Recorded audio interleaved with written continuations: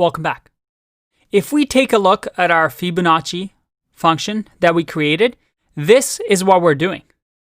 If I was looking for a Fibonacci number of 7 using recursion, well, we'd have to run all these calculations recursively and all of these as well.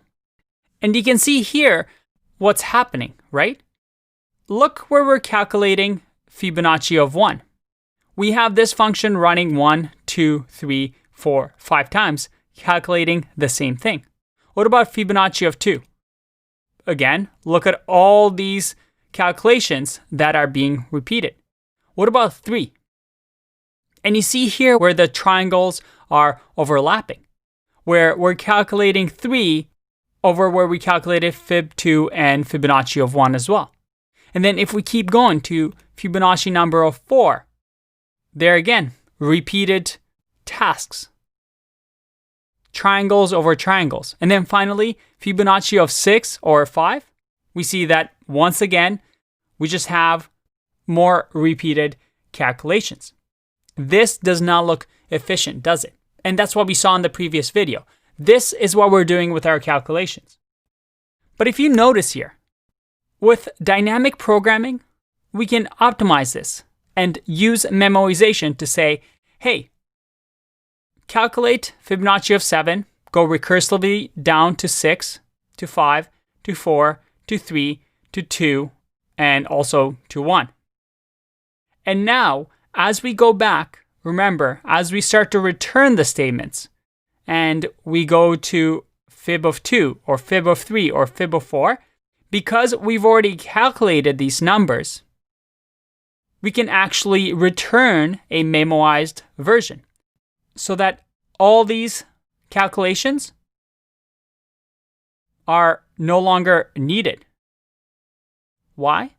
Because 2, 3, 4, and 5, every time we ask for it, in this case, we've already calculated on the left-hand side.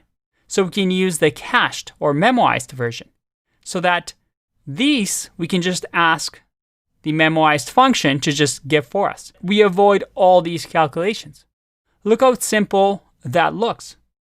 And I'm going to show you in the next video how we actually implement this with the Fibonacci sequence. But to demonstrate to you that this is not only just this problem that we can use dynamic programming on, I have a set of rules.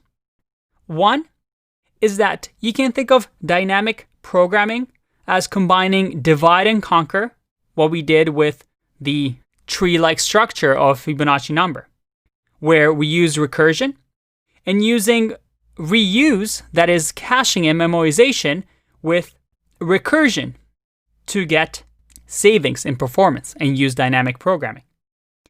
And these are the steps that I like to follow to see if a problem can use dynamic programming to optimize it. We first ask, can the problem be divided into subproblems? That is it a tree-like structure where each problem is broken down into smaller problems, into smaller problems, into smaller problems, which usually indicates a recursive solution? Again, something that we're very familiar with from our previous videos. And now the third question is really important because you can have tree-like structures that don't have repetitive subproblems. But if these subproblems are repetitive, that is, we're doing the same calculation over and over in these subproblems, well, if the answer is yes, then we can memoize these subproblems. And once we do that, we see tremendous benefits. And these benefits are used all over computer science to improve performance. So that the fifth step should be to demand a raise from your boss if you've implemented this because you've just saved so many calculations, so much time complexity. I want you to think like this. Instead of being intimidated by the confusing name that is dynamic programming, you just need to know when a problem can use this technique. And I'll leave some problems for you after this section to practice on. But you want to just follow this pattern. When a problem has solutions composed of solutions to the same problem with smaller and smaller inputs.